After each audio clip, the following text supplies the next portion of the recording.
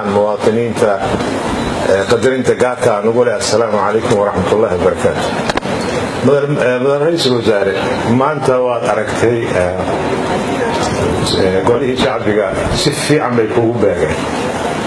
لكن waxaan sugaynay in sida aan kugu beegnaa caaw noogu beegto baastada caaw farmaajo ma lahayn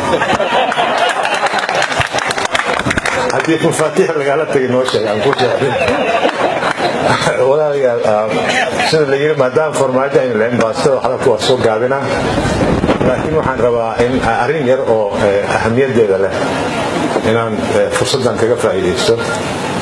xilalka guddoonka baarlamaanka ama guddoonka golaha shacabka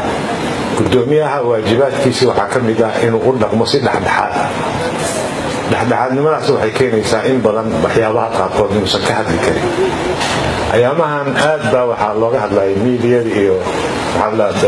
isgaarsiinta bulshada iyo shabakadaha qaarkood mashaakil iyo waxyaabo aan waxba ka jirin ayaa intaas socotay mana hadli karo waayo haddii aan hadlo barlamaankay saameynaysaa marka weligay intii hadda aan guddoonso 4 sano oo soo dhamaatay waraysi laba mabdixii waraysi waayo dhinac hadduu hadlo waxaa laga soo saari karaa inuu dhinac u janjeersaday marka dhexdhexaadnimadii adhumaysa waxaa jiray shabakado oo maartaa been iyo mashaakil iyo wax aan jirin iyo khuraafaad ku hadlaaya oo dadka marin habaabiya waxay ilowsan yihiin in mikrofoonka ay haystaan iyo qaranka ay wax ku qorayaan in ammaano uu yahay dadka waxaan uga digayaa walaalayaal shacbiga hadhuminina golaha shacabku wuu shaqaysanayaa hawshiis waa qabsanaa maxaa soo jeedinuu keenayaa waa toosin waa meeshii dalka laga hagaajiyay xukuumaddana waa adimaheeda marka taa waxaan jeclahay mararka qaarkood maadaama guddoonku uusan hadli karin haddii golihii shacbiga waxyaabo gardara lagu sheegaya ha dhegaysanina toosiya aad baan waxaan ugu ammaanayaa xildhibaano badan oo joogay oo rabay inay ka hadlaan aan ka joojiyaan idin ka hadlina oo haddii kale waxay noqonaysaa yoyoytan iyo reer mas-uuliyad bay soo baxaysaa sida maarata iiga qaateen inaysan hadlin aad baan ugu ammaanayaa hase yeeshee mararka qaarkood waxay u baahantay dadka qaarkood in si asturan oo tartiib ah in loo toosiyo waayo waxaasoo dhan shacbi baa dhibkiisa ay ku dhacaysaa waxaa hoggaanka naga xumaanaya haddii aan hadlaynin aan shubaanahay had isbaaru dhigtaan isbaar inta ka dhigtaan isin uma lihiin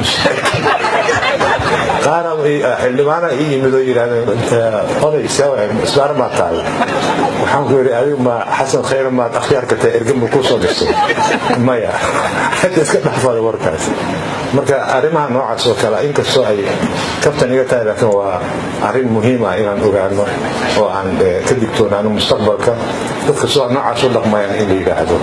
waxaas raqiiska bisaal siyaasadeed buu gaaray shacbigeena bisaal siyaasadeed buu gaaray baarlamaankeena marka wax ay naga tagayso male annaka taas oo kale waxaan idhaahnaa ayinogii ay tameen washo ooftayna marka waxay yidhahdaan sheegaan laakiin waa ciltasaliin maanta waxaa war xumoo laguwaa waxaa yidhi golaha shacabka 224 markuu ku ansixiyey waxaa war xumoo laguwaa marka nimankii hadda turorogta sheegayay maxay sheegayaan waxaan been lugtoolay lata been hal lugay leedahay markii way ku feen shalay saa lahaayeen maanta saana soo baxday marka beri maxay ku hadlayaan marka waxaa fiican in marta aan sharax qabanno aad iyo aad baa caawiya waxaa jira warkii xalla gaabsho wasiirada waxaan ka codsanayaa inay u diyaargaroobaan shaqooyinkooda ha qabsadaan annagana usbuuca dambe xildhibaanada waxaan bilaabaynaa dhismihii annaga gudaheena guddiyadii